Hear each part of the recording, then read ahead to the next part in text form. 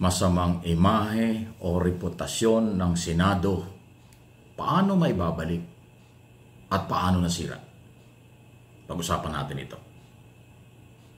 Alam niyo mga kaibigan, napakahalaga na ang mga institusyon katulad ng Senado, dapat ito ay nirespeto at karespeto. Dapat pinapangalagaan nila ang mataas na reputasyon, mataas na pagmamahal, pagkalinga ng mamamayang Pilipino base sa kanilang ginagawa at kanilang mga plano. Pero dahil sa issue ng impeachment, dahil sa issue ng politika, nasira na po ang imahe at reputasyon nito. Dahil sa pagdidribble, dahil sa pagdidelay, dahil sa hindi pagsunod sa kanilang mandato or constitutional duty na magkaroon ng trial matapos nilang matanggap ang article of impeachment 4 months ago, 4 na buwan na. Under leadership nitong si Escudero, Senate President, nawala ang magandang imahe. Nasira ang reputasyon dahil sa kadidribble.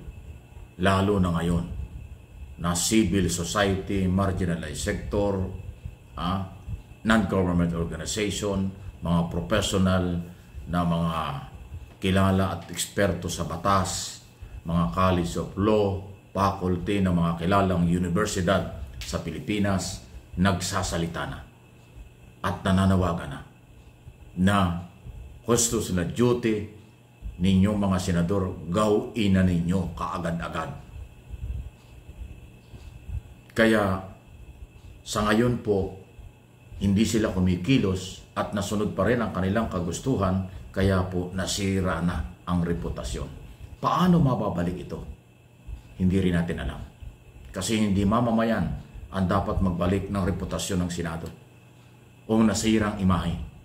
Sila mismo mga senador ang gumawa ng paraan paano maibabalik ang mataas na reputasyon, imahe ng institusyong Senate of the Philippines. Lalo na ngayon, nasira na sila dahil sa kadidribble, dahil sa kaiiwas at palusot para hindi matuloy ang trial against Sara Duterte. Di lalo na.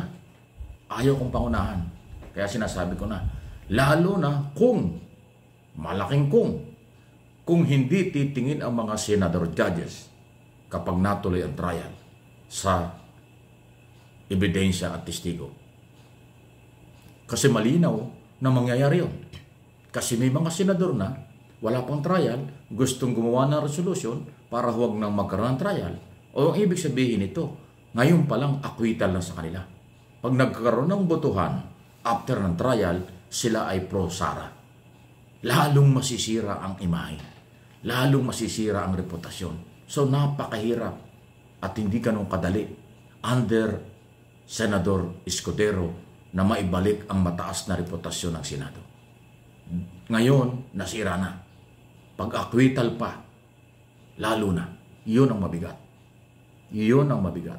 Kasi kung hindi sila nag-dribble, hindi nila dinelay, kung mula noong February 5 na matanggap nila ang article of impeachment at nag-trial sila at inakwit nila, baka matanggap pa ng tao. Kasi kaagad-agad ginawa nila yung constitutional duty. Pero ngayon ang kadidribble, kadidelay ng kadidelay, ibig sabihin ang dating yan, pinagtatakpan ng mga senador, ng ibang senador, si Sara Duterte. At gusto nila ay makaligtas si Sara. Tapos kung matutuloy ang trial dahil na-pressure na, dahil nagipit na sila, wala na silang magagawa, nagsalita na ang mamayang Pilipino, tapos ang susunod yan, acquittal, lalong masisira. Yun po yung pinakamasakit. At kawawa naman yung mga papasok na bagong senador o nagbabalik na senador sa 20 Congress. Yung mga veteranong senador na nahalal ulit at magiging senador ulit. Pati sila nadamay sa masamang imahe mula dun sa iilan. Kasi nagkasunod na. Wala nang tiwala ngayon ang mga taong bayan doon sa ilang senador na pro Duterte dahil kanilang pinigilan ang trial, dinelay. Pagka nilang inakwit after ng trial, nakita nila, ang tingin nila acquittal, hindi sila katingin sa ebidensya at testigo, lalong masisira ang Senado. Paano maisasalba yan? Yan ang mabigat na tanong.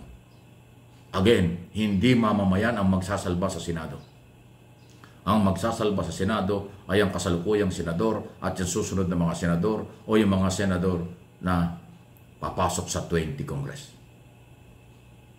Kasi ang pagde-decide ng taong bayan ay sa next election pa, sa 2028, para magpalit ng 12 senador. Matagal pa yan. Pero mula ngayon, hanggang sa mag-trial at matapos ang trial, nasira ang reputasyon, hindi yan makakabawi ng ganong kadali. Mahihirapan ang mga senador na sila'y makabawi. Nadamay ang matitinong senador. Nadamay ang sumusunod na mga senador sa ating batas. Kasi po, numbers game lagi sa Senado. Majority ang desisyon nila kung sino ang Senate President. Ay ngayon po, hindi na ho majority ang nasusunod sa pagdidelay o pagdidribble. Dadalawa, 3 tao lang po ang nasusunod under leadership sa ngayon. Yan ang nakasira sa reputasyon ninyo. Kung hindi nyo alam yan, lalong kawawa kayo at kayahaya kayo. Pero mas kawawa ang Pilipino, ang mamamayang Pilipino, kasi ang mamamayan, ulitin ko, sila ang gobyerno. Ang mga senador at lahat ng elected official o mga nasa gobyerno, lahat yan temporary lang. Kaya mahalagang pag nandiyan kayo sa gobyerno, pangalagaan nyo ang reputasyon. Pero kung sinira nyo, dahil sa inyong mga interes, ang taong bayan lagi ang kawawa at nasira ang pagtitiwala sa ating mga senador-elect, senador ng Republika. Yan ang napakasakit. Kaya Mr. Senate President, nasa mga balikat mo ngayon, paano mo bawiin, paano mo ibalik sa mamamayang Pilipino ang tiwala. At hindi mo yan magagawa ng kaagad-agad. Kung ngayon nasira na, lalo na pagka nagkaroon ng trial at acquittal pa ang inyong ginawa. Pero kung halimbawa ay guilty ang inyong desisyon, baka yun, magdahan-dahan bumalik sa inyong tiwala. Kasi majority ng Pilipino pabor sa impeachment. Majority rin ng mga Pilipino naniniwala may kasalanan si Sara. Kaya nga na-impeach sa Kongreso, kaya dapat i-trial para bigyan ng pagkakataon. 88% doon sa huling survey noong nakaraang buwan. Ngayon, kung magsusurvey dahil sa pagdidribble nyo, sa pagdidelay nyo, baka umabot na ng 90% na Pilipino pabor sa trial.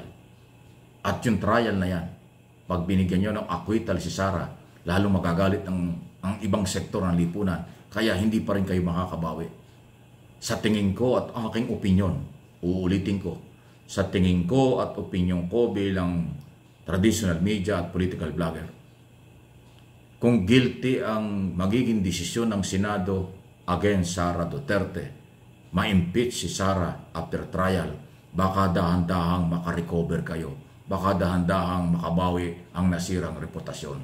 Pero kung i-acquit pa ninyo matapos ang pagdidribble at pagdidelay, kalaboso, wasak, sira ang kredibilidad at reputasyon ng Senado.